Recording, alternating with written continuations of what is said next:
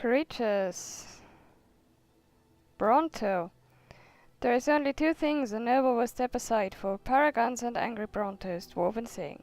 This hulking beast was originally bred by the dwarven shaper as a beast of burden and food source, yes, the rough equivalent to serve as oxen and cows. Some versions of Bronto have even been developed as dwarven mounts, valued far more for their sure-footedness and stamina than for their speed. While present within Orzammar in large numbers, some Brontos still exist in packs within the deep roads, having returned to a wild state after the fall of the dwarven kingdoms. They require remarkably little sustenance, consuming organic material from water, fungus, and even rocks, hence the rock liquor appellation used by many dwarves to describe Bronto, and exist in primarily dormant states until provoked. An angry, charging Bronto is considered to be a rather dangerous opponent. Dragon. Drakes, male dragons, never develop into the winged monsters of myth. At most their forelegs grow to the vestigial spurs where wing membrane might have been. Once they are fully matured, males immediately seek out the lairs of adult females. When they find one, they move into the lair and spend the rest of their lives there, hunting for her and defending her young. They will aggressively defend her nest, and many would-be dragon hunters have been lost to the fiery breath of crushing blows from their tails. High Dragon. A fully mature adult female dragon is the High Dragon, the great monster of legend, the rarest of all dragonkind. These dragons hollow out massive lairs for themselves, for they need the space to house the harem of drakes as well as their eggs and the dragonlings. High dragons are seldom seen. They spend most of their time sleeping and mating, living off the prey that drakes bring back. But once every 100 years or so, the High Dragon prepares for clutching by emerging. What? Prepares for clutching? Clutching? Does that mean like laying eggs or something? I need to research. I've never heard that word. Except for the obvious meaning, like I grab something and clutch it.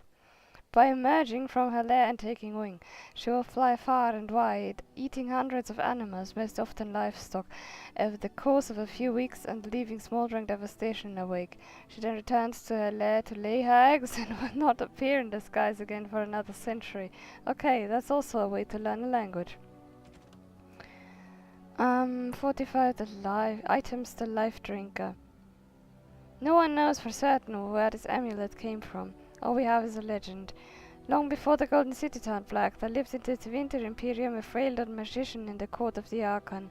He was the last among the mages of the court, the lamplighter whose task it was to set all the household candles alight and snuff them again when the Archon retired for the evening. He was counted as useless by all the most influential magisters. But he was only biding his time. One day, when all the magisters of the Imperium were assembled in the great hall of the Archon, the lamplighter struck. He conjured a massive firestorm in the hall, trying to assassinate all who were assembled and seize power himself. The court was made up of the most powerful mages of the Imperium, and they worked quickly to destroy the would-be usurper, but found, to their astonishment, that magic was no match for the old mage. Every spell they cast was countered, and the magisters began to fall, one by one, until only the Archon himself and the lamplighter were left, locked in a battle of magic and will. The Archon saw that with each spell he cast, the lamplighter himself seemed to wither and fade a little more, so he bombarded the mage with spell after spell, until at last nothing was left of the palace but rubble, nothing left of the court but corpses, and nothing left of the lamplighter but a golden pendant. This the Archon kept to remind himself that treachery could come from even the most innocuous sources. That is weird. Okay. Magic and religion. Andraste, bride of the Maker. There was once a tiny fishing village on the waking sea that was set upon at the Winter Imperium, which enslaved the villagers to be sold in the markets of Mirathus, leaving behind only the old and infirm. One of the captives was the child Andraste. She was raised in slavery in a foreign land. She escaped and made the long and treacherous journey back to her homeland alone. She rose from nothing but to be the wife of an Almari warlord. Each day she sang to the gods, asking them to help a people who remained slaves into winter. The false gods of the mountain and the winds did not answer her, but the true God did. The Maker spoke. He showed her all the works of his hands, the fate, the world, and all the creatures therein. He showed her how men had forgotten him, lavishing devotion upon mute idols and demons, and how he had left them to their fate. But her voice had reached him, and so captivated him that he offered her a place at his side, that she might rule of all of creation. But Andraste would not forsake her people. She begged the Maker to return, to save his children from the cruelty of the Imperium. Reluctantly, the Maker agreed to give man another chance. Andraste went back to her husband, Mavarath, and told him all that the Maker had revealed to her. Together they rallied the Almari and marched forth against the mage lords of the Imperium, and the Maker was with them. The Maker's word was creation itself, fire and flood, famine and earthquake. Everywhere they went, Andraste sang to the people of the Maker, and they heard her. The ranks of Andraste's followers grew until they were a vast tide washing over the Imperium, and when Mavarath saw that the people loved Andraste and not him, a worm grew within his heart, gnawing upon it. At last, the armies of Andraste and Mavarath stood before the very gates of Mirathus, but Andraste was not with them, for Mavarath had schemed in secret to hand Andraste over to Tevinter. For this, the Archon would give Mavarath all the lands to the south of the Waking Sea. And so, before all the armies of the Almari and of Tevinter, Andraste was tied to a stake and burned, while her earthly husband turned his armies aside and did nothing, for his heart had been devoured. But as he watched the fire, the Archon softened. He took pity on Andraste and drew his sword, and granted her the mercy of a quick death. The Maker wept for his beloved, cursed Mavarath, cursed mankind for their betrayal, and turned once again from creation, taking only Andraste with him. And Our Lady sits still at his side, where she urges him to take pity on his children. From the Sermons of Justinia II. Culture and History. The Frostback Mountains. Even mountains had a heart once. When the world was young, Korth, the Mountain Father, kept his throne at the peak of Belenus, the mountain that lies at the center of the world, from which he could see all the corners of earth and sky. And he saw strong men become weak, brave men grow cowardly, and wise men turn foolish for love. Korth devised a plan that might never be betrayed by his own heart, by taking it out and hiding it where no soul would ever dare search for it. He sealed it inside a golden cask, buried in the earth, and raised around it the fiercest mountains the world had ever seen, the Frostbacks, to guard it. But without his heart, the Mountain Father grew cruel. His chest was filled with bitter mountain winds that shrieked and howled like lost souls. Food lost its flavor, music had no sweetness, and he lost all joy in deeds of valor. He sent up avalanches and earthquakes to torment the tribes of men. Gods and men rose against him, calling him a tyrant. Hell. But with no heart, Korth could not be slain. Soon there were no heroes left, either among men or gods, who would dare challenge Korth. The Lady of the Skies sent her best of her children, the swiftest, the cleverest, and strongest flyers, to scour the mountains for the missing heart, and for a year and a day they searched, but sparrow and raven, vulture and eagle, swift and albatross returned to her with nothing. Then the ptarmigan spoke up and offered to find the god chief's heart. I have no idea what that is. The other birds laughed, for the ptarmigan is a tiny bird, too humble to soar, which spends half its time hopping along the ground. The lady would not give the little creature her blessing, for the mountains were too fierce even for eagles, but the ptarmigan set out anyway. The little bird travelled deep into the frostbacks.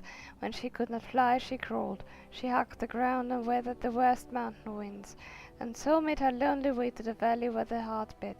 With all the god's terrible deeds, the heart was far too heavy for the tiny bird to carry, so she rolled it little by little out of the valley and down a cliff, and when the golden cask struck the earth, it shattered. The heart was full almost to bursting, and the pain of it roused the mountain god to come see what had happened. When Korth neared his heart, it leapt back into his chest, and he was whole again. Then Hakon Winter's breath bound Korth's chest with 3 bands of iron and 3 bands of ice, so it could never again escape, and all the remaining gods named the ptarmigan honored above even the loftiest eagles. The ptarmigan, an Avar tale from Ferelden folklore and history by Sister Vetrine, Chantry scholar. That's cute, and I think I've heard it. I mean, I've read the Codex ages ago, but never mind. The old gods. Dumat, the dragon of silence, Zazikel, the dragon of chaos, Toth, the dragon of fire, Andorol, the dragon of slaves, Euthamiel, the dragon of beauty, Razikel, the dragon of mystery, Lizakan, the dragon of night. There were 7 old gods, great winged dragons that were said to rule over the ancient world. The chantry maintains that they are responsible for the original sin, that they turned humanity away from its true creator through deceit. Humanity's faith faltered, and thus the Maker turned away from the world, but not before trapping the old gods in eternal prisons beneath the earth as punishment. Scholars assume that the old gods must indeed have been real at one point, but most agree that they were likely actual dragons, ancient high dragons of a magnitude not known today, and impressive enough to frighten ancient peoples into worshipping them. Some even claim that these dragons slumber as a form of hibernation, not as a result of the Maker's wrath. Regardless of the truth, legend maintains that even from their underground prisons the old gods were able to whisper into the minds of men. The Archontarsian, first of the magisters who claimed to have contacted the old god Dumat, used the blood magic Dumat taught him to attain incredible power in Tevinter and declare himself the ruler of an empire. In return, he established the first temples worshipping the old gods, and the dragons became equated everywhere with imperial power. To date, 4 of the old gods are said to have risen as corrupted archdemons. Dumat, the first and most powerful, was slain at the Battle of Silent Fields. Zazikel fell at the Battle of Starkhaven. Thoth died at the Battle of Hunterfell, and Andorol was felled by Garahal, the legendary Grey Warden, at the Battle of Aesley. The archdemons have been identified only after years of argument among scholars, and to this day it is unclear whether the archdemons were truly old gods and not simply dragons. All that is known is that the Darkspawn hunt for them deep underground. If they are truly the old gods, as many scholars believe, then we have only 3 Blights remaining. When all the old gods have risen and been slain, however, what will happen? Will the Blights end forever and humanity earn forgiveness from their Maker at last? We shall see. From The Old Gods Rise Again by Sister Mary, Chantry Scholar, 850 Blessed. Characters. Flemeth.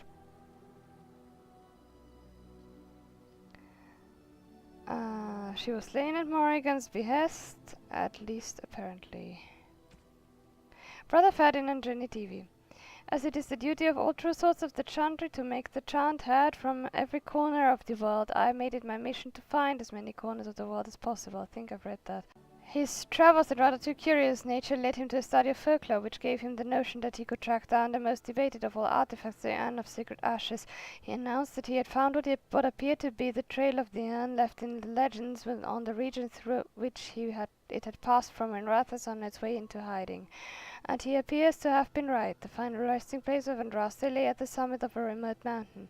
He returned to Denerim a little worse for wear, and was granted funds and manpower to mount an expedition to study the temple in which the urn is kept. Books and Songs, the Holy Brazier. The brazier that stands atop the stairs in the great hall of our temple has always been something of a mystery to us. This is the brazier that created the beings we call the Ash Wraiths. This is where Andraste's followers immolated themselves and became eternal guardians of her temple. I have painstakingly pieced together information from old books and from the tales and half-truths passed down to us by our forefathers. I believe I now understand the ritual used to create the wraiths.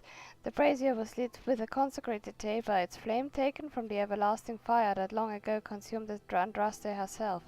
The chosen disciple would fast and pray for weeks, taking into his body nothing but a sip of water a day. When the disciple was finally ready, he would place it in his mouth a flawless black pearl and step into the flames. In ancient Tevinter, black pearls were thought to be magical, able to stop the soul from passing through the veil when held in the mouth at the moment of death. Thus Andraste's disciple consigned themselves to the eternal flame. They became dust and ashes and rose again and again to protect the most beloved of the Maker. From the Journal of Father Colgrim. The First Blight, Chapter 3. The world during the First Blight was different from the world we know today. Aside from the civilized rule of the Imperium, humans as a race were largely barbarous and splintered, divided into clans and tribes and squabbling amongst ourselves for resources. At the same time, deep beneath Thetis' great mountain ranges spanned a dwarven culture as organized and advanced as ours was primitive. As the Darkspawn bubbled up to the surface from their underground lairs, mankind first buckled and then fought back. The armies of Tevinter attempted to face down the multitudes of twisted creatures and the horrid rotting of the land around them, but they could not be everywhere at once. Human history remembers the first Blight as a time of terrible devastation, and those stories are accurate, but in our arrogance we often forget the price paid by the dwarves in their isolated mountain kingdoms. The dwarves faced a far greater hordes than humanity as the Darkspawn challenged them for control of the underground. Despite the might and technology the dwarves brought to bear, the savage Darkspawn tore through them, first destroying the more remote Thaigs before swallowing up entire kingdoms. Think of it, an entire civilization lost in the space of decades. Compared to the near genocide that the dwarves faced, what we humans call the First Blight must have seemed like a mere skirmish. Against the Darkspawn, the dwarven lands have always borne the brunt of the fighting and the majority of the sacrifices. 4 dwarven kingdoms finally managed to combine their might and fight back, and that cooperation saved them. But for the rest of the lands it was too late. The Darkspawn had taken the deep roads, the majestic underground passages that linked the dwarven lands throughout Thedas. The Darkspawn could now attack anywhere on the surface through these tunnels. Humanity simply was not prepared for such an onslaught. It was clear that the warfare we knew would not avail us. We had to find a new way to fight. Thus came our salvation. The Grey Wardens were born. From Tales of the Destruction of Thedas by Brother Genitivi, Chantry Scholar. The Maker's first children. The Maker's first creations were the spirits, glorious beings that populated the many spires of the Golden City, and the Chant of Light says that they revered the Maker with unquestioning devotion. The Maker, however, was dissatisfied. Although the spirits were like him in that they could manipulate the ether and create from it, they did not do so. They had no urge to create, and even when instructed to do so, possessed no imagination to give their creations ingenuity of life. The Maker realized his own folly. He had created the spirits to resemble him in all but the one and most important way. They did not have a spark of the divine within them. He expelled all the spirits out of the Golden City and into the Fade, and proceeded to his next creation, life. The Maker created the world and the living beings upon it, separated from the Fade by the veil. His new children would be unable to shape the world around them, and thus would need to struggle to survive. In return for their struggle, the Maker gave them the spark of the divine, a soul, and he watched with pleasure as his creations flourished and showed all the ingenuity that he had hoped for. The spirits grew jealous of the living and coaxed them into the Fade when they slept. The spirits wished to know more of life, hoping to find a way to regain the Maker's favor. Through the eyes of the living, they experienced new concepts: love, fear, pain, and hope. The spirits reshaped the Fate to resemble the lives and concepts that they saw, each spirit desperately trying to bring the most dreamers to their own realm so they could vicariously possess a spark of the divine through them. As the spirits grew in power, however, some of them became contemptuous of the living. These were the spirits that saw the darkest parts of the dreamers. Their lands were places of torment and horror, and they knew that the living were strongly drawn to places that mirrored those dark parts of themselves. These spirits questioned their Maker's wisdom and proclaimed the living inferior. They learned from the darkness they saw and became the first demons. Rage, hunger, sloth, desire, pride. These are the dark parts of the soul that give demons their power, the hooks they use to claw their way into the world of the living. It was demons that whispered into the minds of men, convincing them to turn from the Maker and worship false gods. They seek to possess all life as they do, forging kingdoms or nightmares, of nightmare in the Fate, in the hopes of one day storming the walls of heaven itself. And the Maker despaired once again, for he had given the power of creation to his new children, and in return they had created sin. From the Maker's first children by Beta, Senior Enchanter of Ostwick, 812 Blessed. The Sermons of Divine Renata first. The weakness of mortal will is the great failing of all the Maker's children. We trade our honor as if it were the cheapest of currency. We do not understand what integrity is or what it is truly worth. From this ignorance, original sin was born. At some time each of us had thought, what does it matter if I keep hold of my integrity? I am but one mortal. I am powerless. How blind we all are! The virtue of a single slave destroyed the Tevinter Imperium. The dishonor of one man drove the Maker from our side. I tell you truly, nothing but the integrity of our hearts will win the love of the Maker back to us. It is all the power that we shall ever possess to change this world for good or for ill. From Sermon on Integrity. Quest related. Unbound. The riders follow after every town, ever since my lucky break at deciphering the story. I see it now, how they take the locals closest to me, preventing rest or kinship. I thought this a road to glory, but I am dogged at every step by his talons. Gaxcan, curse his name, and the day I heard it. Journal excerpt from an unnamed long-dead adventurer. I don't know if I haven't read that. You asked, so I'm telling. Don't go. The stories talk of the riches, but never the names. Never where they supposedly spent their wealth. I heard the same tales as a lad in Denarium, felt the same pull, but it's a lie, son.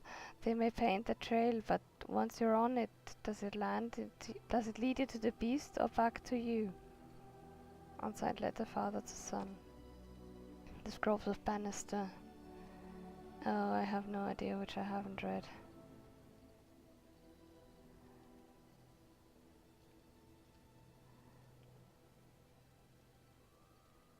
I'll find out. To align with the power of the fate is but the first of many steps.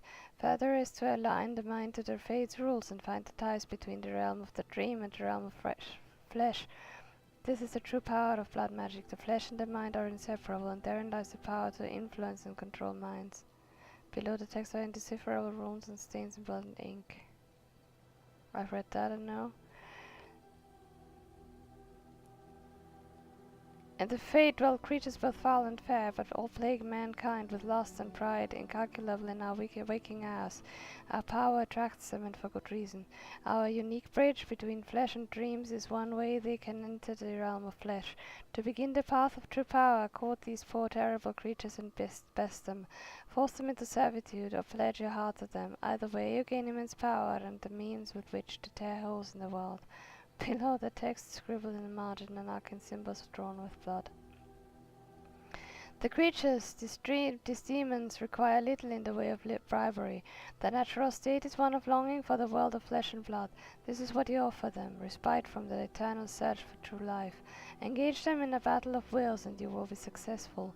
Should you fail, the power will be yours, but your body will belong to the demon. Relish this infernal power while it lasts, for once you are an abomination, your demon half will swallow your mind. Below is a litany of lines written in an arcane, forgotten language, indecipherable to all but the most obsessed of linguists. Finally, once you have come to ascend, have tasted the sweet nectar of the demonic blessing, rise on you, ascend as a god. Through the connection between earth and sky, flesh and dream, blood and memory, you have risen above the petty concerns of the chantry and their minions, past the notice of secular nobles and their petty squabbles. Through the rituals inscribed in the scrolls, you have mastered the minds of others, braved the temptations of the fate, and squashed the terrible will of demons. Let no murder or theft weigh upon your minds, as your will is absolute, and the power is yours to claim. Below the text are more arcane glyphs, terrible and dark in their implications.